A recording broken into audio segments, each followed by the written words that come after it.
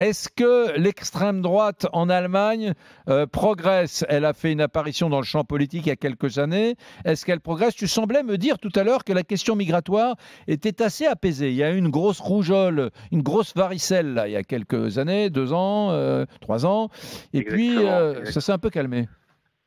Ouais, tout à fait. Et aujourd'hui, l'extrême droite en Allemagne n'est pas très crédible justement sur toutes ces questions. Récemment, cette semaine, par exemple, ils ont fait un sondage chaque parti politique a fait un sondage et l'extrême droite a répondu qu'ils verraient l'Allemagne en dehors. Ils étaient favorables à ce que l'Allemagne quitte l'Union européenne. Oui. Et comme 70% des Allemands sont pro-européens, ils ont renvoyé une différente réponse 2 jours après en disant finalement qu'ils étaient neutres sur la question.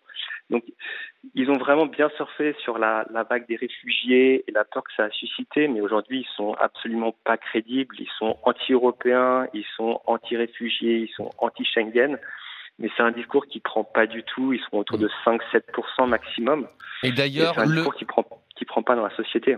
Et d'ailleurs, en Allemagne, une particularité allemande, enfin pas unique, hein, mais quand même par rapport à la France et par rapport à l'ensemble des Européens, le sujet prioritaire pour les élections européennes, il y a des études d'opinion qui ont été faites, c'est quoi? C'est le climat.